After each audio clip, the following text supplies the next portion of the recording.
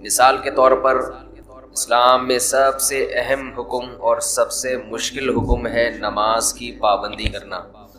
نماز پڑھنا مشکل نہیں ہے، نماز کی پابندی کرنا مشکل۔ پوری زندگی انسان اس بات کی کوشش میں لگا رہے کہ نماز کبھی قضا نہیں ہونے دوں گا، یہ آسان کام نہیں ہے۔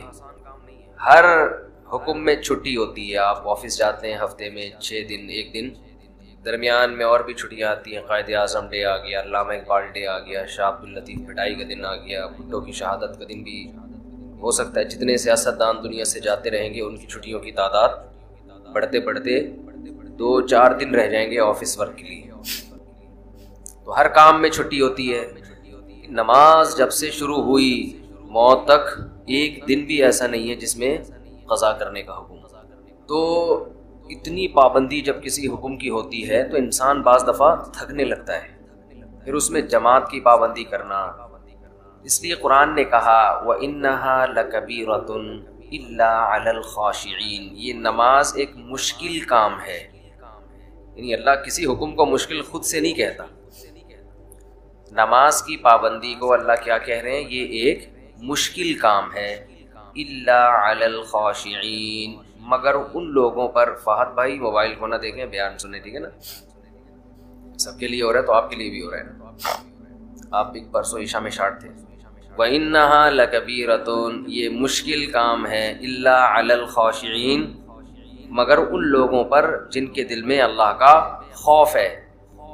اب دیکھو اللہ نے نسخہ بھی خود ہی بتا دیا کہ اگر اس مشکل کو آسان بنانا چاہتے ہو تو اپنے اندر اللہ کا خوف پیدا کر لو۔ سوال پیدا ہوتا ہے خوف کیسے پیدا کریں؟ خوف کیسے پیدا کریں؟ اب یہ تو اختیار میں نہیں ہے نا۔ آپ اگر یہ تصور کرنا شروع کر دو کہ میرے دل میں فلاں کا ڈر بیٹھ جائے، تو یہ صرف ڈر بیٹھنے کے تصور سے ڈر نہیں بیٹھے گا۔ تو اب اللہ نے آگے خوف پیدا کرنے کا طریقہ بیان کر دیا۔ یہ مائک کی آواز بہت دور کر دیا۔ تو خوف پیدا کرنے کا طریقہ کیا بتایا؟ الذین یظنون انہم ملاقو ربہم، یہ وہ لوگ ہیں جن کو یقین رہتا ہے کہ یہ اپنے رب سے ملاقات کرنے والے ہیں، وانہم الیہ راجعون، اور انہوں نے اس اللہ کی طرف لوٹ کر جانا ہے۔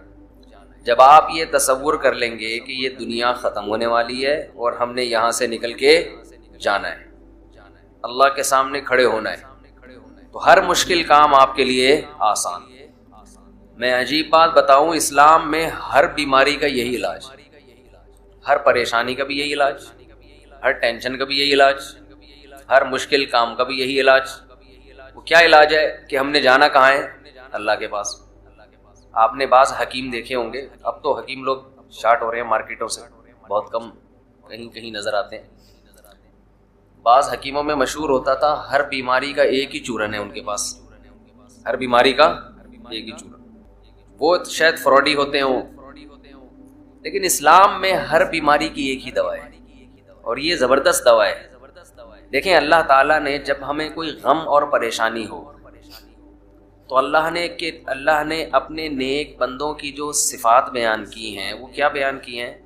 الذین اذا اصابتہم مصیبہ، انہیں جب کوئی مصیبت پہنچتی ہے، قالوا، تو یہ کہتے ہیں، انا للہ، ہم اللہ کے لیے ہیں، وانا الیہ راجعون، ہم نے جانا کہاں ہے؟ اللہ کے پاس۔ مصیبت میں تنوین ہے، تنوین۔ اگر یہ ہوتا نا المصیبہ، اس کا مطلب ہوتا کوئی خاص قسم کی جب مصیبت پہنچتی ہے تو یہ کہتے ہیں۔ خاص قسم کی مصیبت کچھ بھی ہو سکتی ہے، لیکن یہاں ہے مصیبت، کسی بھی قسم کی مصیبت، کسی بھی قسم کی ٹینشن، کوئی پریشانی، پیسے لے کے بھاگ گیا، کاروبار میں نقصان ہو گیا، بیماری آ گئی خطرناک، بچے نافرمان ہو گئے، ہر ٹینشن کا ان کے پاس علاج کیا ہے۔ ہم نے جانا کہاں ہے؟ اللہ کے پاس۔ تو یہ نیک لوگوں کی اللہ نے علامت بیان کی ہے کہ ان کے پاس ہر ٹینشن کا ایک ہی چورن ہے، ایک ہی دوا ہے، کہ بھئی یہ دنیا ختم ہونے والی ہے اور ہم نے جانا کہاں ہے؟ بول لینا اللہ کے پاس۔ جب اللہ ہی کے پاس جانا ہے، کیا ہوگا بھئی وہاں جا کے؟ اللہ کے پاس سوال پیدا ہوتا ہے، بھائی اللہ کے پاس جانے کا مطلب یہ ہے کہ یہ ٹینشن دینے والا اللہ ہے، تو وہ مجھے دیکھ رہا ہے کہ میں اس پریشانی میں صبر کر رہا ہوں، اس کا نعم البدل وہ قیامت کے دن مجھے دے دے گا۔ آج ہمارے ساتھ سب سے بڑا مسئلہ یہ ہے کہ جتنا قرآن آخرت کو، موت کے بعد کی زندگی کو بیان کرتا ہے، ہم اپنی نجی محفلوں میں، اپنی روز مرہ کی زندگی میں اتنا موت کا تذکرہ اور آخرت کا تذکرہ کرتے نہیں ہیں، بلکہ ڈرتے ہیں۔ آپ زیادہ یہ باتیں شروع کر دو نا، بھائی مر جائیں گے، ختم ہو جائے گا، تو سمجھتے ہیں لوگ بیوقوف آدمی ہیں، ترقی سے روک رہا ہے۔ جو حقیقت بیان کر رہا ہے اسے لوگ کیا کہتے ہیں؟ یہ ترقی سے روک رہا ہے، یہ حقیقت بیان کر رہا ہے۔ تو خیر میں یہ کر رہا تھا، جو کام مشکل ہو آپ نے اپنے دماغ پر مسلط کر لینا ہے کہ یہ دنیا کیا ہے؟ ختم۔ اس سے آپ خوشی میں اتراؤ گے بھی نہیں، ورنہ خوشی میں بھی انسان آپے سے باہر ہو جاتا ہے۔ پیسہ آ گیا تو پتہ نہیں اتنا خوش ہو رہا ہے جیسے کیا ہو گیا، بھائی کتنا کیا ہو گیا؟ طوطا یاد آ رہا ہے، کیا ہوا؟ ایک بولنے والا طوطا کچھ دن پہلے دیکھا، وہ بات بات پہ کہہ رہا تھا کیا ہوا، ایسے اسٹائل سے کہہ رہا تھا کیا ہوا۔ اس کو زیادہ چھیڑو نا، تنگ کرو طوطے کو، آواز مارتا تھا کیا ہوا۔ تو اگر کوئی پیسہ آ کے کوئی بہت ہی زیادہ خوش ہو گیا تو آپ نے کیا کہنا ہے؟ اس کو بولنا ہے کیا ہوا۔ ہمیشہ کے لیے تھوڑی آیا ہے، تھوڑے دن کھائے گا پیے گا ختم، بڈھا ہو جائے گا، ٹائم تھوڑی لگ رہا ہے، کوئی زیادہ ٹائم نہیں ہے بڈھے ہونے میں، خوب سمجھ لو، اور مرنے میں۔ یہ خوش فہمی میں مبتلا نہ رہے کہ پتہ نہیں کتنا ٹائم لگے گا۔ بہت اسپیڈ کے ساتھ، بہت تیزی کے ساتھ تھوڑے دن رہ گئے ہیں بس انا للہ ہونے میں، زیادہ ٹائم نہیں ہے۔ میں نے کہا تو کر ہی نہیں رہی، کر ہی نہیں رہا، تو میں یہ دعا کر دیتا ہوں آپ کا مائنڈ بن جائے۔ تو میں نے کہا بنانے کی کوشش کرو گے تو بنے گا نا۔ تو بہت بڑا مسئلہ ہمارے ساتھ یہ ہے کہ صحت کے معاملے میں بھی، پڑھائی کے معاملے میں بھی، اور بزنس کے معاملات میں بھی، دین کے معاملات میں بھی۔ دین میں بھی تو یہ ہے نا کہ جنت کے اسباب اختیار کرو گے تو کہاں جاؤ گے؟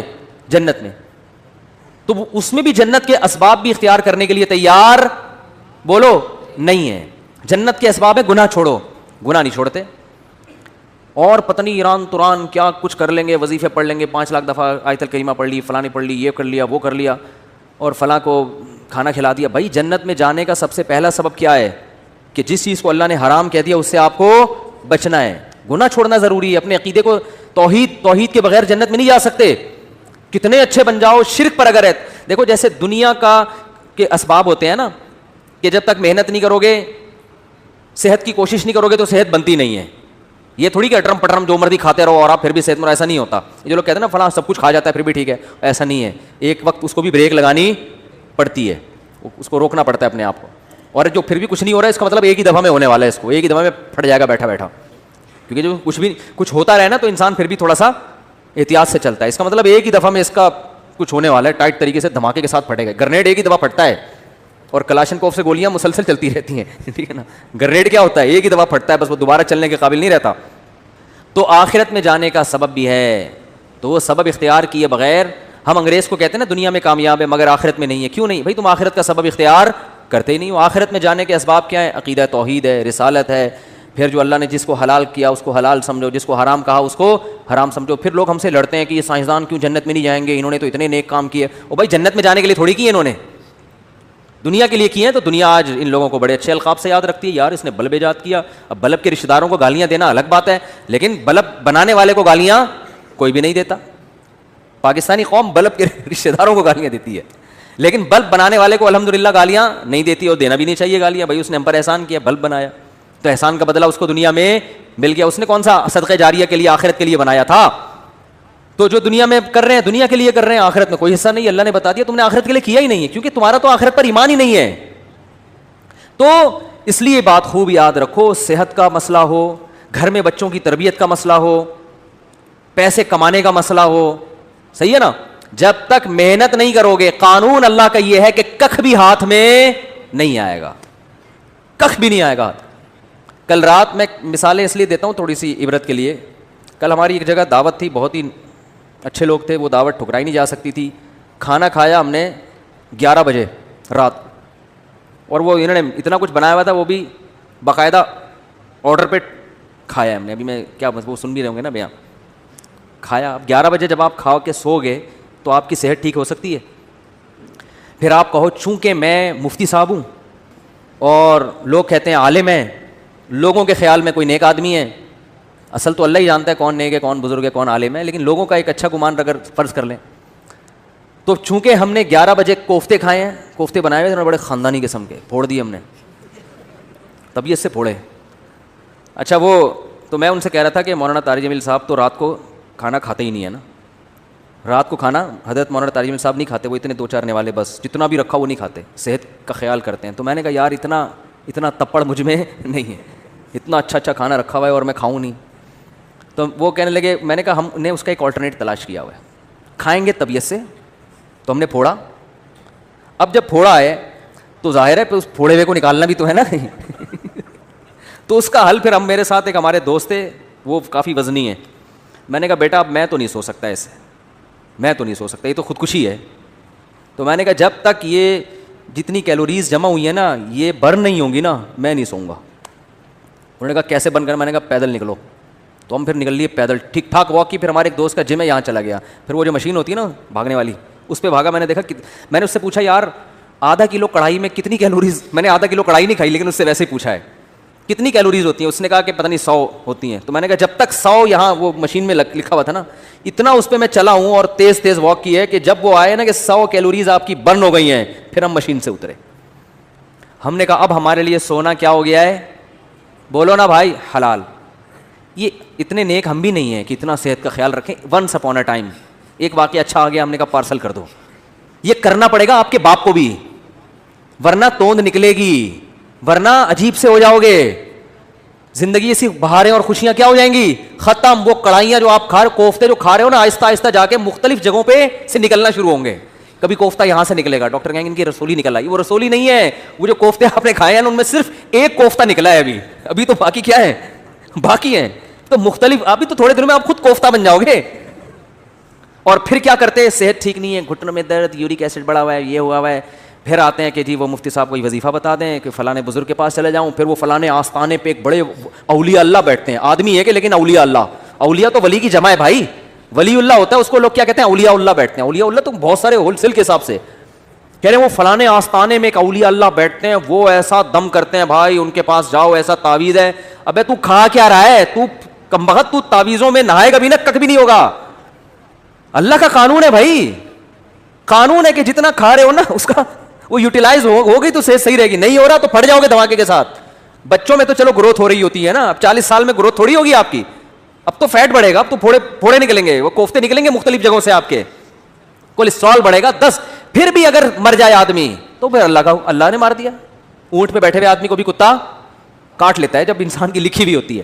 لیکن پھر اس بیماری پر گناہ نہیں ملتا بلکہ درجات بلند ہوتے. ہمارے نبی صلی اللہ علیہ وسلم بھی بیمار ہوا کرتے تھے, بخار آیا کرتا تھا, اور آپ فرماتے تھے بخار مومن کے حق میں اللہ کی رحمت, لیکن آپ کو یہ بخار معاذ اللہ بد پرہیزی سے نہیں آتا تھا. سمجھ میں آ رہی ہے بات؟ ایک بیماری اللہ کی طرف سے ہوتی ہے, وہ آپ کی کوتاہیوں کی وجہ سے نہیں ہوتی, وہ بیماری اللہ کی رحمت ہے, اس میں گناہ معاف ہوتے ہیں.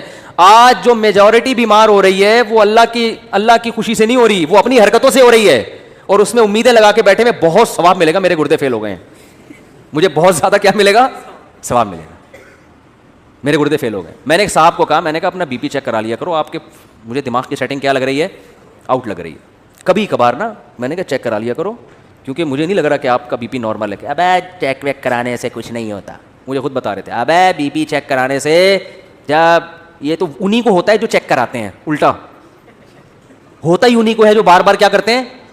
میں نے کہا کتنے بلڈ پریشر کے مریض ہیں ہمارے معاشرے میں, یا تو نہ ہوتا نا یہ, پھر خام خامے وہمی بن کے بلا وجہ جا رہے ہو. وہی ہوا, ان کے پتہ نہیں کوئی رکھ پڑ گئی, ان کی بی پی ہائی تھا, پتہ ہی نہیں چلا ان کو. اور ایک صاحب کے ساتھ تو ایسا ہوا, ان کو بھی سمجھایا, ان کا تو انا للہ ہی ہو گیا, اللہ تعالیٰ مغفرت فرمائے. بہرحال وہی بات ہے, اللہ تو معاف کر دے گا اگر بعد والے اس کے لیے توبہ استغفار کرے, لیکن فطرت معاف نہیں کرتی. فطرت نے دماغ کی رگ بولو پڑ دی, اتنا یہ نہیں دیکھا کہ بھئی یہ.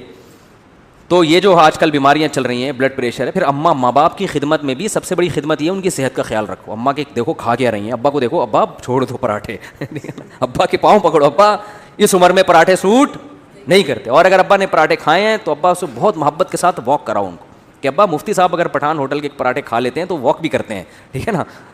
آپ نے مفتی صاحب کے بیان سنے کہ انہوں نے ہوٹل کے پراٹھے کھائے ہیں, تو ابا پھر وہ دیکھو پھر بھی اللہ کی طرف سے سب کچھ ہو سکتا ہے. بڑے بڑے صحت مند ہم نے دیکھے ہیں دھڑام سے نیچے گئے, تو وہ اللہ کی طرف سے ہے نا, وہ تو اللہ سے تو تھوڑی کوئی لڑ سکتا ہے.